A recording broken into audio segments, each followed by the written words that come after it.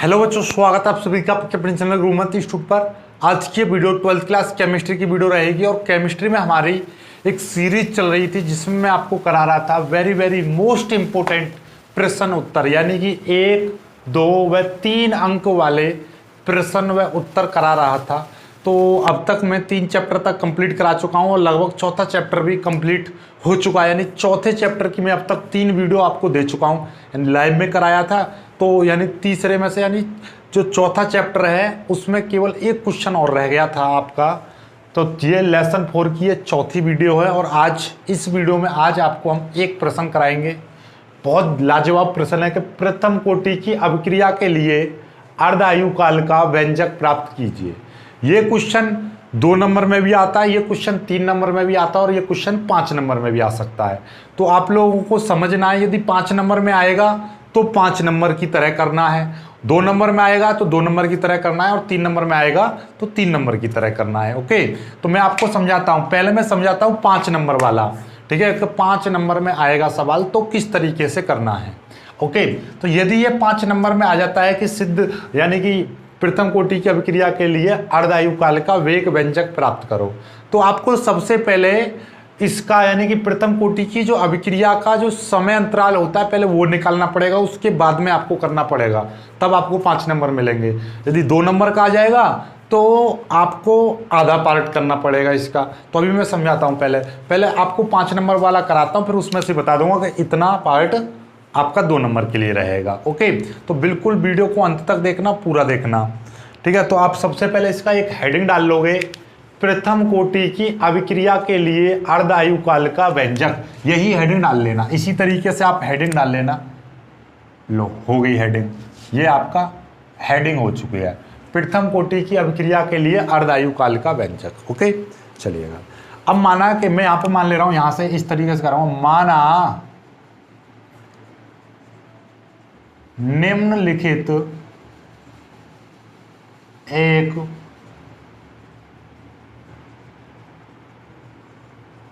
प्रथम कोटि की अभिक्रिया है। हमने मान लिया कि एक निम्नलिखित यानी कि ये वाली जो अभिक्रिया है ये एक प्रथम कोटि की अभिक्रिया है। अपनी ओर से हमने मान लिया कि ये वाली जो अभिक्रिया है एक प्रथम कोटि की अभिक्रिया है। ओके, अब ये जो प्रथम कोटि की अभिक्रिया है, अब मैं मान के चल रहा हूं कि अभी ये प्रारंभ में स्टार्ट नहीं हुई, ठीक है। यहां पे मैं कंडीशन लगाकर चल रहा हूं, प्रारंभिक अवस्था में, प्रारंभ में यानी कि t बराबर 0 पर, प्रारंभ में मतलब t बराबर 0 पर। तो t बराबर 0 पर इसकी जो मात्रा है वो है आपका A0, उत्पाद कितना 0, अभी मतलब ये अभिक्रिया अभी स्टार्ट नहीं हुई है। ओके, चलिएगा। अब t समय बाद की कंडीशन देख लो, t समय बाद भैया ये अभिक्रिया स्टार्ट हुई, कुछ समय चली, तो कितने समय चली, t समय चली, तो t समय पश्चात जो इसकी जो सांद्रता है वो A0 से घटकर कितनी रह जाती है, A रह जाती है। कितनी रह जाती है, A0 से घटकर A रह जाती है। बाकी गई कहाँ, कितना घटा, हमने मान लिया कि ये यहाँ पर x मोल इधर आ गया, ठीक है, x मात्रा इसकी इधर आ गई। क्लियर है, यहाँ तक समझ में आई। अब देखिएगा यहाँ के बाद में हम क्या करने वाले हैं। भाई हमें तो क्या निकालना है, समय निकालना है कि यहाँ से यहाँ तक घटने में इसका कितना समय लगा, फिर उसके बाद में हम अर्धायु काल का निकाल देंगे। तो सिंपल तरीके से समय निकालने के लिए हम क्या करेंगे, और यही क्वेश्चन ऐसे आ जाएगा कि प्रथम कोटि की अभिक्रिया के लिए वेग व्यंजक प्राप्त करो, तो वो उसे भी मैं बता दूंगा कहाँ तक करना है। ओके, तो आप देखिएगा। तो भैया प्रथम कोटि की अभिक्रिया की जो परिभाषा होती है वो क्या कहती है कि प्रथम कोटि की अभिक्रिया की परिभाषा से, प्रथम कोटि की अभिक्रिया की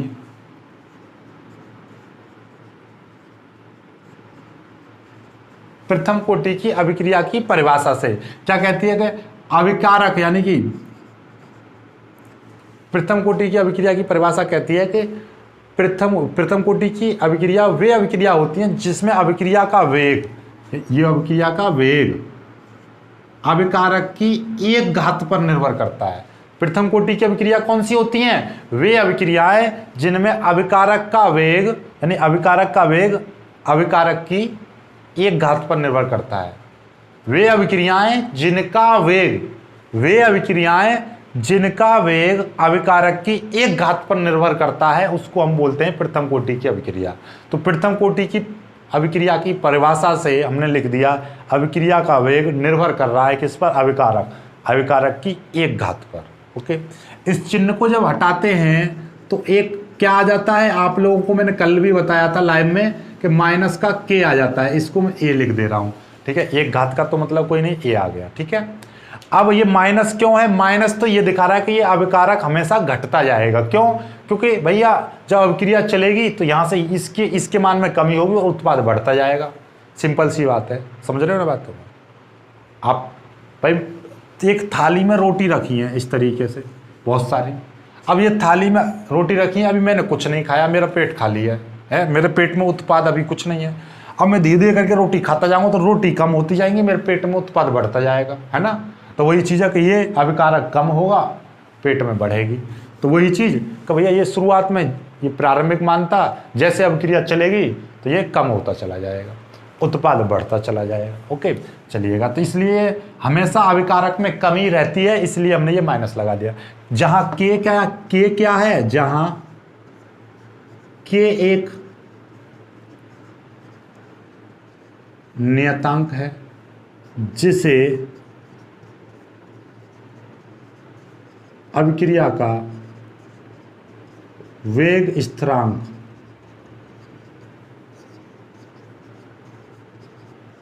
इसी को कहते हैं अभिक्रिया का वेग स्थिरांक। इस dt को उधर ले जाऊंगा और a को इधर ले जाऊंगा तो क्या हो जाएगा?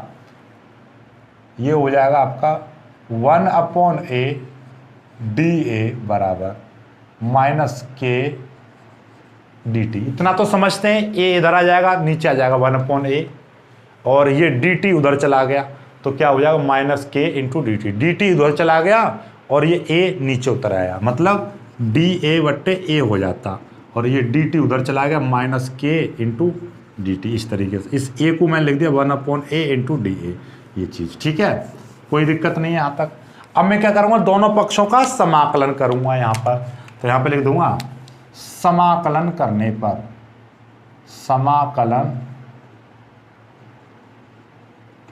पर, जब समाकलन कर दूंगा तो क्या हो जाएगा?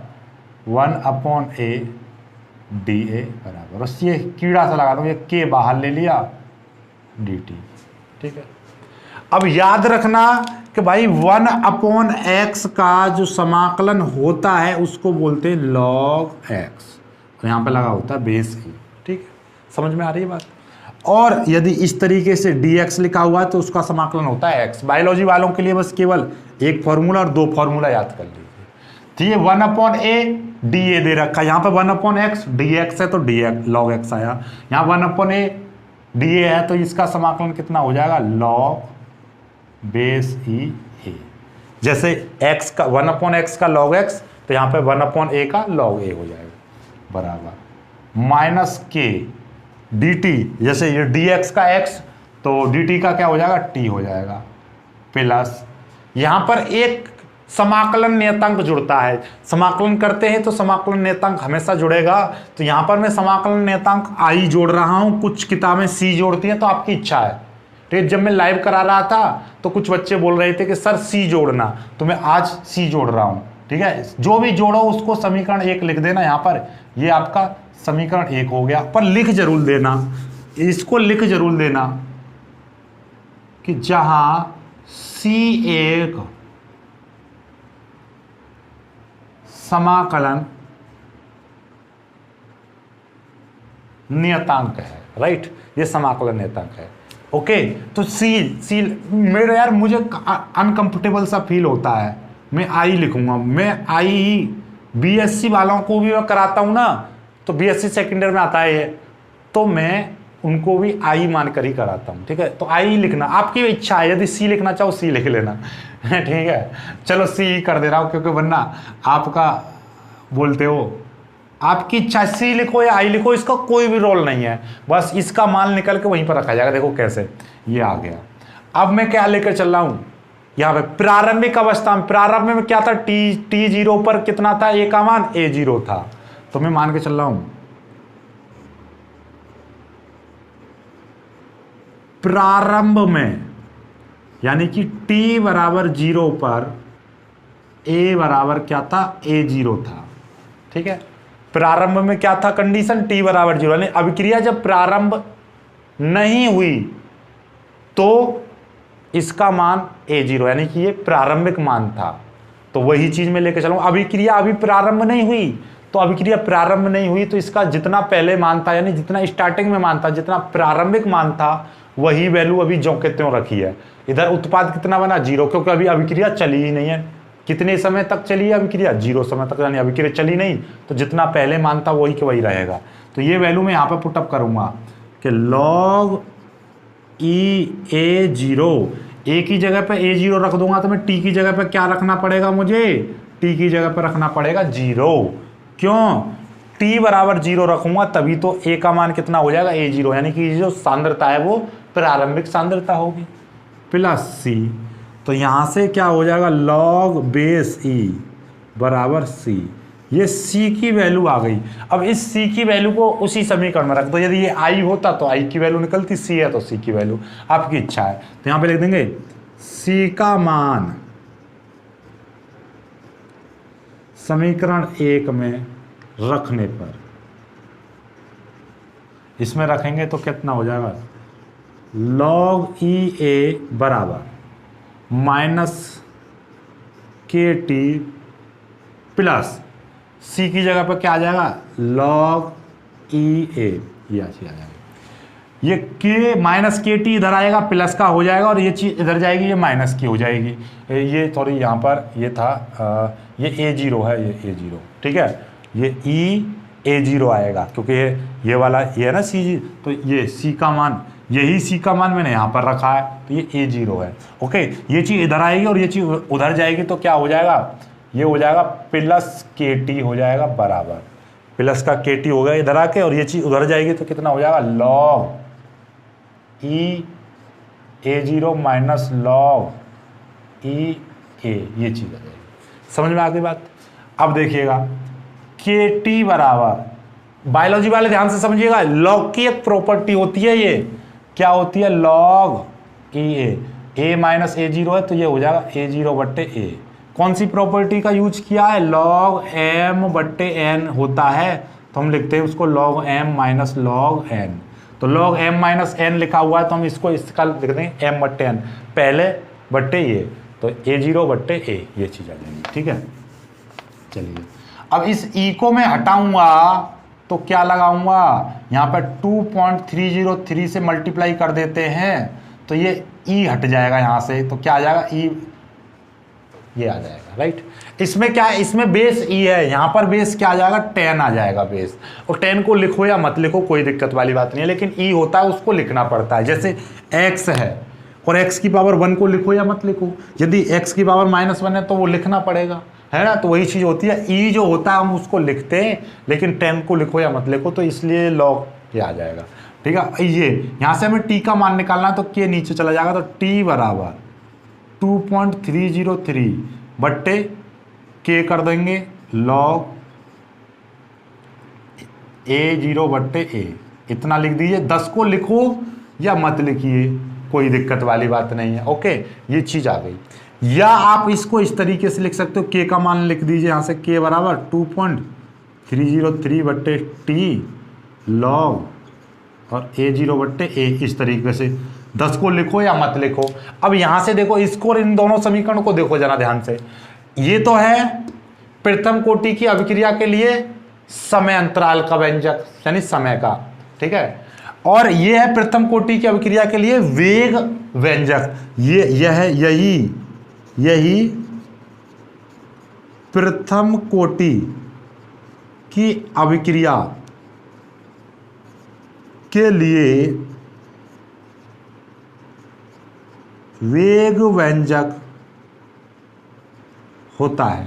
यदि आपका सवाल आ जाए प्रथम कोटि की अभिक्रिया के लिए वेग व्यंजक प्राप्त करो, तो केवल यहां तक ही करना है। प्रथम कोटि की अभिक्रिया के लिए वेग स्थिरांक का व्यंजक प्राप्त करो, तो वेग स्थिरांक का व्यंजक ये आ गया। केवल यहां तक करना है। लेकिन हमारा तो सवाल कुछ और था। हमारा सवाल था कि प्रथम कोटि की अभिक्रिया के लिए अर्ध आयु काल का व्यंजक प्राप्त करो। किसका? अर्ध आयु काल का व्यंजक प्राप्त करवा रहा है ये। तो बेटा अर्ध आयु काल का व्यंजक के लिए यहीं से आगे यदि 5 नंबर का आएगा तो आपको ये चीज करके दिखानी पड़ेगी, तब यहां से आगे बढ़ेंगे। लेकिन 2 नंबर का आ जाएगा तो यहां से डायरेक्टली यहीं से आगे बढ़ना होता है, क्योंकि ये चीज तुमको याद होनी चाहिए। ये दोनों समीकरण के टी बराबर के को इधर पहुंचा देंगे, टी का इधर, बात एक ही है। ठीक है, तो यहां तक कर लीजिए, पहले तो स्क्रीनशॉट ले लीजिए। यहां के बाद में आपका 2 नंबर का काम स्टार्ट होगा। 5 नंबर में तो ये यहां से लेकर लास्ट तक करना पड़ेगा, लेकिन 2 नंबर का आएगा तो फिर मैं बताऊंगा यहां से स्टार्ट करना पड़ेगा। पहले इसका स्क्रीनशॉट ले लो, यहां तक जल्दी से स्क्रीनशॉट ले लीजिए, जल्दी से स्क्रीनशॉट ले लीजिएगा। ठीक है, चलिए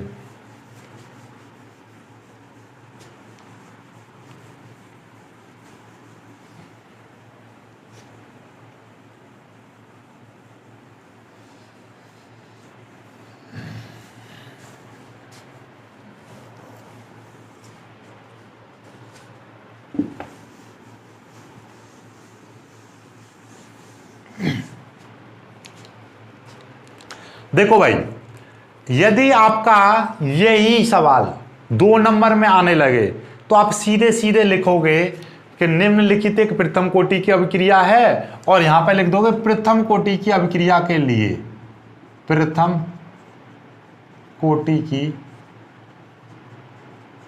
अभिक्रिया के लिए। यदि ये 2 नंबर में आने लगे तो प्रथम कोटि की अभिक्रिया के लिए क्या, ये वाली समीकरण लिख दोगे, T बराबर 2.303 बट्टे के लॉग बेस 10 को लिखो या मत लिखो, कोई दिक्कत वाली बात नहीं है, और A0 बट्टे, समझ में आ गई बात। ये चीज ये यहां से आ गई, तो जब आपका 5 नंबर में आ जाए तो यहां तक कर लेना, और यहां के बाद में फिर आगे बढ़ना है। यहां तक तो मैंने कराई दिया, यहां से आगे बढ़ना है नहीं, यहां से आगे बढ़ना है। और यदि 2 नंबर में आ जाए और 3 नंबर में आ जाए, 3 नंबर में भी आ जाएगा तो भी फिर यहीं से स्टार्ट करना है, ऐसे ये लिख देना, और इसके बाद में सीधे यहां से स्टार्ट करना। ठीक है, समझ में आ रही है बात। चलिए, तो यहां से स्टार्ट क्या करनी है कि भैया अर्धायु काल की एक परिभाषा होती है। अर्धायु काल क्या होता है? वह अर्धायु काल एक ऐसा समय होता है जिसमें कोई अभिकारक अपनी प्रारंभिक मान का आधा रह जाता है। क्या रह जाता है? प्रारंभिक मान का आधा रह जाता है, तो उसी को बोलते हैं अर्धायु काल। यानी अर्धायु काल वह समय जिसमें कोई अभिकारक अपनी प्रारंभिक सांद्रता का आधा हो जाए, या कोई अभिक्रिया अपनी प्रारंभिक सांद्रता की आधी रह जाए, उसको हम क्या बोलते हैं? अर्धायु काल कहते हैं। तो यहां से हम क्या करेंगे? अर्धायु काल, यहां से लिखेंगे अर्धायु काल की परिभाषा से। भाई अर्धायु काल की परिभाषा क्या कहती है कि समय यदि आप टी हाफ लोगे, समय आधा लोगे, तो आपको क्या करना पड़ेगा? ए बराबर A0 बट्टे 2 रखना पड़ेगा। समय लेने पर समीकरण, यानी कि समय हमने क्या ले लिया? अर्धायु काल। समय अर्धायु काल लिया, यानी कि अर्ध समय लिया, तो आपको सांद्रता भी आधी ही लेनी पड़ेगी। सिंपल सी बात है। अर्धायु काल का मतलब क्या है? वह समय जिसमें कोई अभिकारक अपने प्रारंभिक मान का आधा रह जाता है, प्रारंभिक मान का आधा रह जाता है, यानी कि जो शेष मात्रा है वो कितनी बचेगी? शेष आधी मात्रा बचेगी, तो उसी को बोलते हैं हम अर्धायु काल। तो कितने समय में? अर्धायु काल। तो वह समय जिसमें प्रारंभिक मान कैसा रह जाए? अभिकारक का प्रारंभिक मान आधा रह जाता है, उसको बोलते हैं अर्धायु काल। तो मतलब अभिक्रिया चलती गई, अभिक्रिया जाती जा रही है, अभिक्रिया होती जा रही है, तो यहाँ पे आधा बचेगा, उसको बोलते हैं अर्धायु काल। आधा रहने में जितना समय लगेगा उसको अर्धायु काल कहेंगे। तो सिंपल सी बात है, अपने खोपड़े में ज़्यादा कंफ्यूजन पैदा नहीं करनी है। समय यदि आधा लोगे, अर्धायु काल लोगे, तो आपको A बराबर A0 बट्टे 2 रखना पड़ेगा। ये यहाँ पर पुटअप कर दिए। समय हमने कितना ले लेंगे? समय लेंगे टी हाफ 2.303 बट्टे के इंटू लॉग, ध्यान से, ये है A0, और एक ही जगह पर क्या लिख देंगे हम? A0 बट्टे 2। क्यों लिखा है A0 बट्टे 2? क्योंकि समय हमने अर्धायु लिया। 2 ऊपर चला जाएगा तो क्या हो जाएगा? टी हाफ बराबर 2.303 बट्टे के लॉग, और ये हो जाएगा 2a0 बट्टे a0।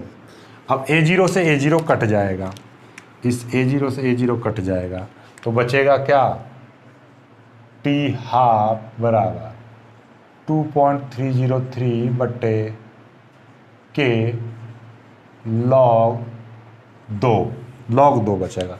लॉग 2 की वैल्यू आपको पता है, याद रखना, ये लॉग 2 का मतलब है कि लॉग बेस 10 2, ये बेस है 10, जो यहाँ पर लिखा नहीं है हमने, यानी ये वाला, ये बेसिक तौर पर ये 10 है, ठीक है। यहाँ पर 10 होता है, क्या होता है 10, बेसिक तौर पर यहाँ पर क्या होता है 10 होता है। इस तरीके से 10 को लिखो या मत लिखो, इस तरीके से 10 की इच्छा है आपकी, लिखो या मत लिखो, ठीक है। तो ये वीडियो क्वालिटी में नहीं दिखाई दे रहा हो तो वीडियो क्वालिटी को इंक्रीज कर लेना। ये बेटा 10 है, 10 को लिखो या मत लिखो, कोई दिक्कत वाली बात नहीं होती है, ठीक है, समझ में आई बात। तो इसकी वैल्यू कितनी होती है जानते हो, log 2 की वैल्यू होती है 0.3010।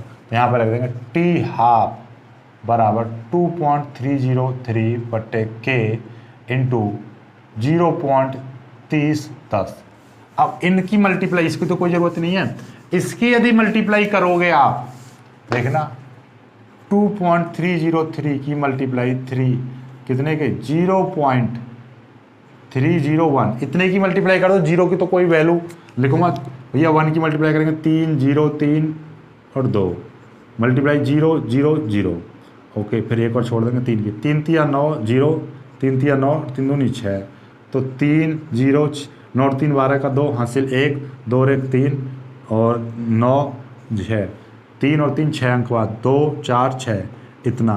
तो हम इसी को शॉर्ट में मोटा मोटी लिख देते हैं 0.693 ऐसे लिख देते हैं। तो इसकी जो वैल्यू है वो कितनी आ जाएगी, टी हाफ की जो वैल्यू है 0.693 बट्टे के, ये आ जाएगी, ठीक है, ये चीज़ आ गया। तो अर्धायु काल का जो फॉर्मूला होता है हमारा प्रथम कोटि की अभिक्रिया के लिए ये होता है, और यहीं से आपको पता चलता है, इसी सूत्र से लिख देंगे, इस सूत्र से स्पष्ट होता है कि, इस सूत्र से स्पष्ट होता है कि प्रथम कोटि की अभिक्रिया का अर्धायु काल का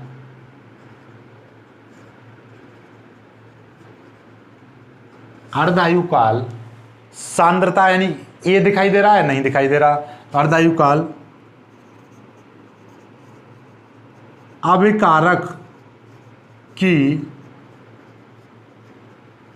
सांद्रता पर निर्भर नहीं करता है, अभिकारक की सांद्रता पर निर्भर नहीं करता है। ये केवल वेग व्यंजक के व्युत्क्रमानुपाती होता है, क्योंकि नीचे आ रहा है तो व्युत्क्रमानुपाती होता है, राइट। तो अब क्वेश्चन ये मैंने क्यों लिखवाया, क्योंकि क्वेश्चन इस तरीके से आ जाता है कभी कभी कि सिद्ध कीजिए कि प्रथम कोटि की अभिक्रिया के लिए अर्धायु काल अभिकारक की सांद्रता पर निर्भर नहीं करता है। तो ये 2017 में 2015 में आ चुका है इस तरीके से क्वेश्चन कि सिद्ध करो कि प्रथम कोटि की अभिक्रिया के लिए अर्धायु काल का मान अभिकारक की सांद्रता पर निर्भर नहीं करता है। देखिएगा मैं आपको दिखा दे रहा हूं, देखो मेरे पास में ये मॉडल है, इधर देखिए ये मॉडल है मेरे पास में, और इस मॉडल पर पेज नंबर आपका ये रहा, पेज नंबर 35, पेज नंबर 35 पे ये क्वेश्चन दे रखा है, सिद्ध कीजिए कि प्रथम कोटि की किसी अभिक्रिया की अर्धायु अभिकारक की प्रारंभिक सांद्रता पर निर्भर नहीं करती है। यानी कि इसकी प्रारंभिक सांद्रता पर निर्भर, मतलब कोई भी सांद्रता लिख दिया ना मैंने, ये प्रारंभिक सांद्रता बोल दो या अभिकारक की सांद्रता बोल दो, या अभिकारक की यहां पर लिख सकते हो आप प्रारंभिक सांद्रता भी आप लिख सकते हो। मतलब ना तो प्रारंभिक सांद्रता पर मतलब सांद्रता पर निर्भर करता ही नहीं है, तो सवाल में आ जाए सांद्रता पर निर्भर नहीं करता तो लिख देना सांद्रता पर निर्भर नहीं करता।